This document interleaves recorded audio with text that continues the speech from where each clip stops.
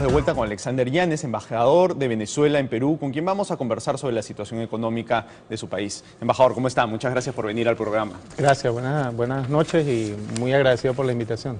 El presidente Maduro dice que la situación económica por la que atraviesa Venezuela hoy en día es básicamente una guerra económica. Por un lado dice que esta guerra sería propiciada por los Estados Unidos y por otro lado por los empresarios de derecha que quieren ver caer a su régimen. Sin embargo, una pregunta que todo el mundo se hace es, ¿no será realmente los problemas económicos culpa del gobierno venezolano que, por ejemplo, tiene la inflación más alta del mundo?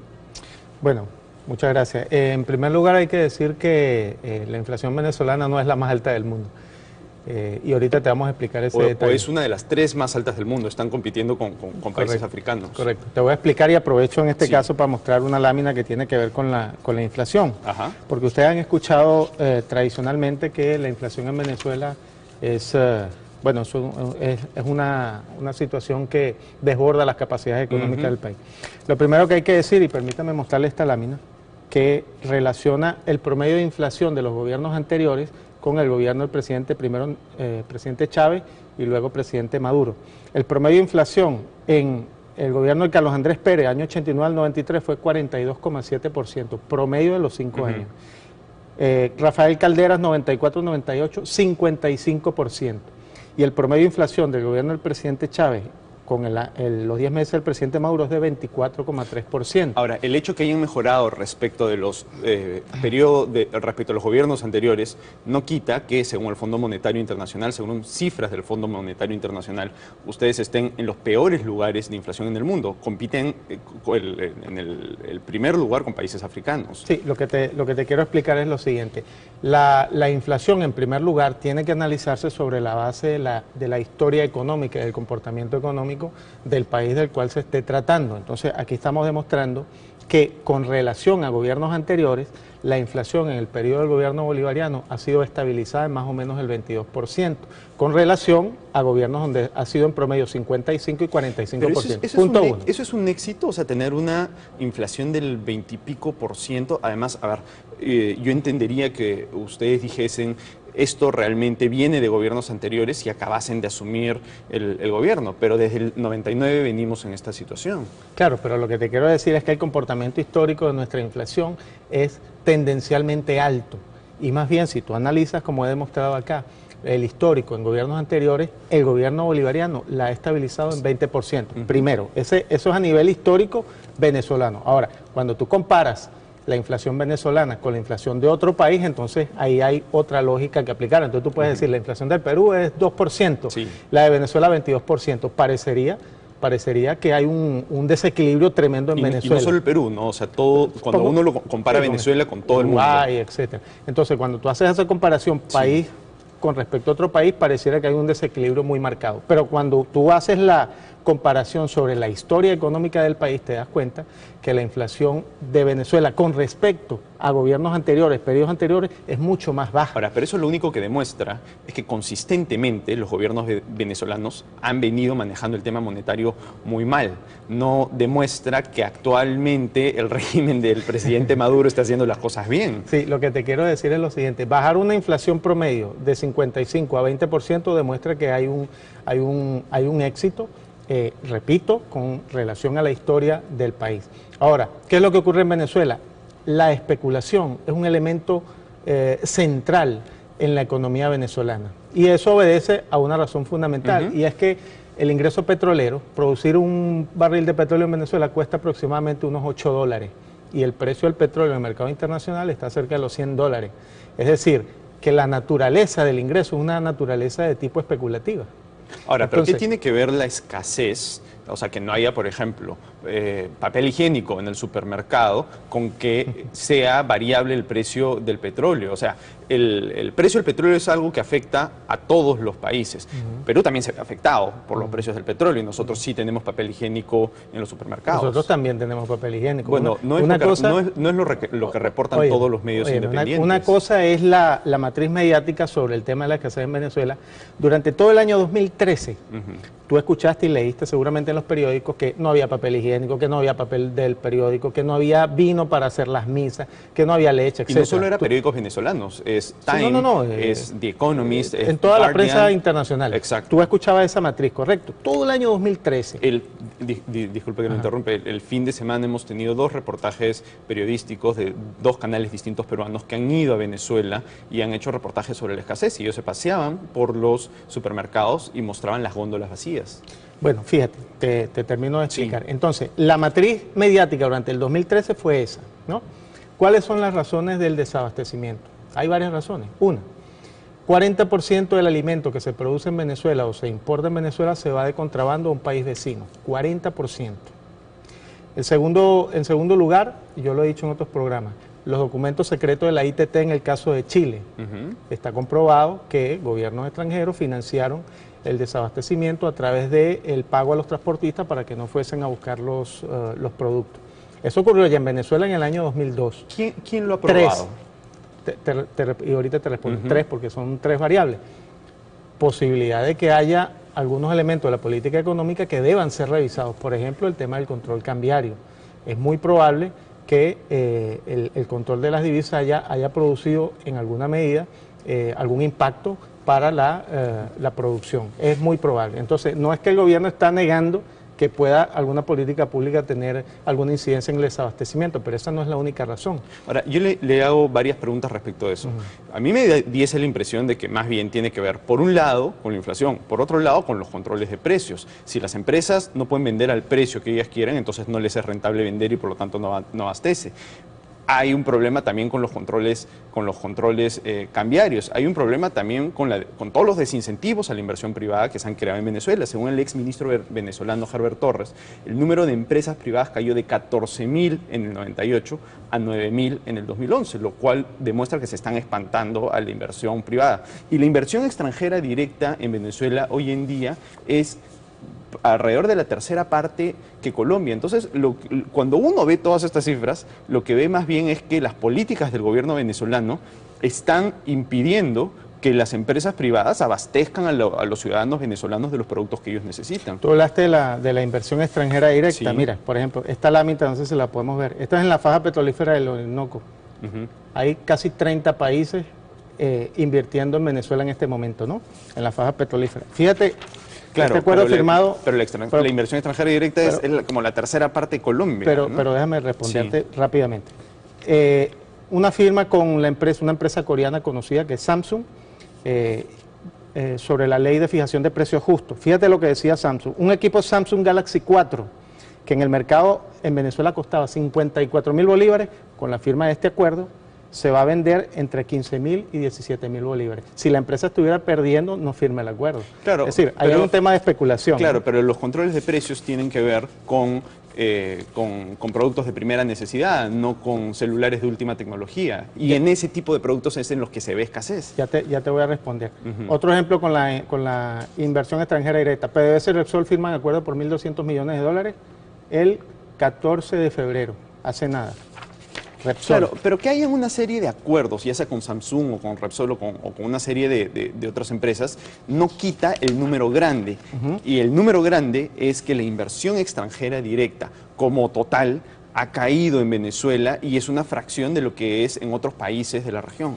Ya te voy a responder. Renault, francesa, firma carta de intención para instalar fábrica en Venezuela. Gobierno bolivariano firma acuerdo con Peugeot para la producción de vehículos. Entonces voy a responderte la pregunta. Fíjate lo que dijo la CEPAL. Flujo de inversiones extranjeras directas hacia América Latina aumentaron 6% en el 2013. Fíjate lo que dice sobre Venezuela. Los flujos de inversión extranjera directa también mostraron incrementos en Venezuela, 44%. Es decir, lo que te quiero decir es lo siguiente. Una cosa es la matriz que trata de presentar que nadie invierte en Venezuela, que nadie está interesado porque hay una inseguridad jurídica y todas estas razones. Eso es una matriz que se crea y otra cosa es la realidad. Ahora, que los niveles de inversión extranjera en Venezuela no sean como los de Brasil o como los de Argentina, por ejemplo, bueno, es obvio, son economías que tienen tamaños distintivos, ¿no? Lo que te quiero decir es que en los últimos años se observa una tendencia al incremento de la inversión extranjera y Herbert Torres, el que tú citas allí, es el asesor económico de Carlos Andrés Pérez, que ustedes conocerán seguramente bien, y estuvo participando activamente en el golpe de Estado contra el presidente Chávez. Entonces, eso no desmerita su conocimiento. Lo que te quiero decir es que hay que mirar las cosas con un poquito de objetividad. Perfecto, vamos a ir a una pausa y regresamos a seguir conversando con el embajador de Venezuela en Perú sobre la situación económica en su país. Bien, estamos de vuelta con el embajador de Venezuela en Perú para seguir hablando sobre la situación económica en su país. Embajador, si es cierto toda esta realidad que usted describe y si es cierto lo que dice el presidente Maduro de que realmente la situación económica en Venezuela es culpa de una guerra económica desatada por los Estados Unidos, yo lo que pienso es, ¿por qué Estados Unidos tendría ese interés cuando además Estados Unidos es su principal o uno de sus principales compradores de petróleo? Bueno, fíjate, es su socio, no sé por qué pasa, ¿cuál sería la lógica de eso? Normalmente nos dicen que si nosotros tenemos problemas con Estados Unidos, ¿por qué no le cortamos el suministro de petróleo? En primer lugar, no es con el pueblo de Estados Unidos, tenemos diferencias sustantivas con el gobierno porque nosotros somos un gobierno que está en contra del imperialismo. O sea, tú puedes ver a dónde ha intervenido militarmente los Estados Unidos, no solo en América Latina, sino en el mundo. Luego, ¿a quién le vendemos petróleo nosotros en Estados Unidos? Nos vendemos a nosotros mismos. Porque Citgo, que es la empresa a la que Venezuela le vende el petróleo, es dueña de 15.000 grifos en Estados Unidos. Nosotros les vendemos el petróleo extrapesado nuestro, se refina ya en nuestra propia refinería y se distribuye en la gasolinera. Mi pregunta era, si tienen todas estas relaciones, o sea, son una suerte de socios comerciales con Estados Unidos, ¿por qué Estados Unidos tendría algún interés en hacerles la guerra que ustedes señalan? Precisamente porque Venezuela es la primera reserva de petróleo del planeta. 25% del petróleo mundial está en Venezuela. ¿Y Estados Unidos quiere quitarles el petróleo? ¿Quieren invadirlos? ¿Cuál es la lógica detrás de esto? Ya te voy a decir. Un tanquero que sale de Venezuela llega a Estados Unidos en 5 días, mientras que si sale del Medio Oriente, que está la otra reserva colectiva más grande del mundo, se tarda 45 días. Los Estados Unidos contabilizan sus reservas petroleras, o mejor dicho, las reservas venezolanas como parte de sus reservas estratégicas. Entonces, eso no es un cuento, es una realidad. De hecho, la industria petrolera venezolana estuvo en manos de una empresa que se llamaba Intesa, cuyos miembros eran exfuncionarios de la CIA y ellos administraban todo el sistema operativo. Pero se está escapando de mi pregunta. Mi pregunta es ¿cuál sería el interés de Estados Unidos de que a Venezuela le vaya mal económicamente cuando Estados Unidos tiene tantas relaciones comerciales con Venezuela? Bueno, te lo explico muy fácilmente. Venezuela le vendía prácticamente el 100% de nuestro petróleo a los Estados Unidos. Hoy le vendemos 600.000 barriles a China.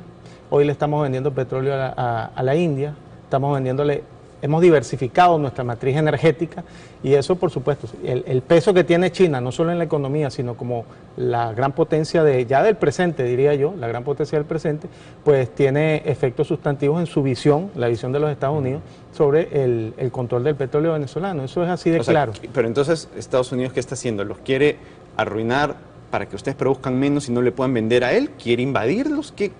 ¿Cuál es la historia? Bueno, te pongo un ejemplo. La historia de América Latina está llena de intervenciones de los Estados Unidos.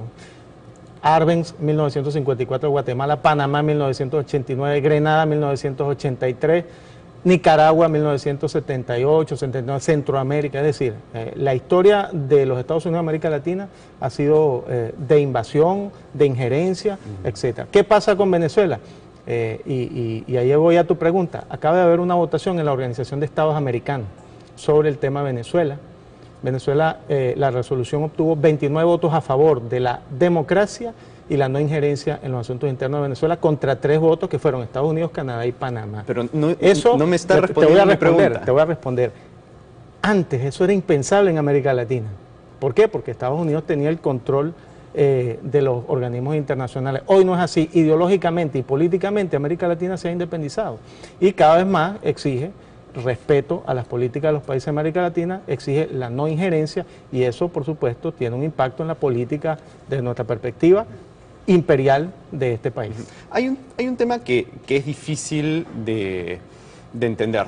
usted hace un rato, y en fin, este en general es el discurso del gobierno venezolano, dice, hay una suerte de aparato mediático internacional que muestra esta realidad que no es la realidad. Entonces, lo que básicamente están diciendo es que los principales medios de comunicación, casi todos los medios de comunicación de todo el mundo, de todas las tendencias, están confabulados para engañar sobre la situación de Venezuela, y no solamente los principales medios de comunicación, los organismos internacionales también, porque estarían mal las cifras, ¿no? Entonces, ¿cuál es la explicación de que pueda haber esa tremenda conspiración internacional entre distintos medios privados, entre distintas instituciones independientes para dejar en esa situación a Venezuela? ¿Cuál sería la explicación? Yo te pregunto, solamente te hago una pregunta. ¿Tú has visto una noticia positiva sobre Venezuela en los últimos 3 años? ¿Has visto una noticia positiva? Eso dice mucho de Venezuela, ¿no? O sea, ¿tú crees que en Venezuela no pasa nada positivo? O sea, lo que te quiero decir es que hay sin duda una campaña que pretende magnificar los hechos negativos, que los hay, problemas, circunstancias, etcétera. ¿Y de quién es la campaña? ¿Y cómo esa campaña involucra pues entidades como el Fondo Monetario y no sé, la revista The Economist británica y el New York Times y The Guardian y medios latinoamericanos? ¿Quién tiene tanto poder para manejar tantas instituciones para fregar a Venezuela? ¿Quién crees tú que tiene tanto poder? No sé, dígamelo usted. El Fondo Monetario Internacional, por ejemplo, entró en una crisis porque países como Venezuela, Brasil y Argentina le pagaron sus deudas ante el Fondo Monetario. El Fondo Monetario quisiera que Venezuela le pidiese prestado a ellos porque de esa manera, bueno, ellos pueden administrar su propia burocracia. Ahora, ¿a quién le pide prestado a Venezuela? A China, a Rusia, que son países que no nos condicionan los créditos. China nos ha prestado 40.000 millones de dólares, por ejemplo, para proyectos de desarrollo industrial, de los cuales ya hemos pagado más del 50%.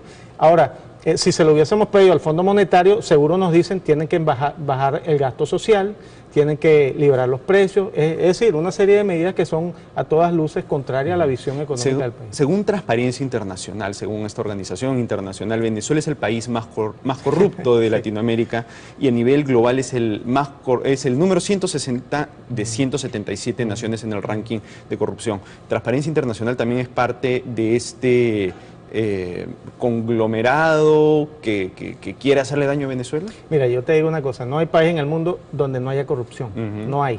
Todos los países del mundo, Estados Unidos, hasta Suecia, tienen problemas de corrupción. La corrupción no es un problema particular de Venezuela, es un problema inherente al modelo económico, que es un modelo... inherente al modelo económico. ¿Ustedes tienen un modelo económico capitalista? Nosotros en este momento estamos tratando de trascender de un modelo capitalista. Pero ustedes a un tienen modelo control diferente. de precios, ustedes expropian a quien, en fin, a quien al presidente Porque tú te haces eco le dé la gana, tienen un tema. Bueno, es lo que, en fin, lo que dicen todas las entidades internacionales, ¿no? Entonces me es difícil primero aceptar que es un modelo económico capitalista y más bien me parece lo opuesto. ¿Tú crees que no hay empresas privadas en Venezuela? No, hay empresas privadas, claro sin duda. Hay. Y sin duda, transnacionales, pero es una economía sumamente intervenida. O Realmente, o sea, si el día de mañana el presidente Maduro le pregunta, usted le va a decir, ¿tenemos un sistema capitalista? El comandante Hugo Chávez nos heredó un sistema capitalista. Sí, ¿Cree que se puede decir nosotros eso? tenemos un sistema que ha sido heredado, un sistema capitalista, y lo que se está tratando de hacer es trascender de ese modelo a un modelo más justo, y entonces más solidario. El sistema capitalista, lo que usted me está diciendo es el sistema capitalista venezolano es el culpable de, según Transparencia Internacional, de sus altos niveles de corrupción en el gobierno. Bueno, te repito, el tema de la corrupción no es un tema inherente a Venezuela solamente. O sea, tú puedes revisar cualquier país del mundo, tiene problemas de corrupción. Se están tomando medidas. Una de esas medidas fundamentales, el cambio de los valores en la formación educativa. Es decir, otro de los elementos fundamentales, reducir al máximo los niveles de pobreza. Por ejemplo, Venezuela, eso no se dice mucho. Venezuela tiene en este momento un nivel de pobreza de 19,6% y pobreza extrema del 5,5%, de lo más bajo del mundo. Es decir, nosotros puede ser que tengamos indicadores macroeconómicos que no se ajustan, digamos, a los organismos que tú mencionas, pero tenemos indicadores sociales de primer mundo. Perfecto, embajador, se lo agradezco muchísimo. Muchísimas gracias por estar en el Rumbo Económico. Muy amable, gracias. Bien, vamos a una pausa y regresamos con el programa.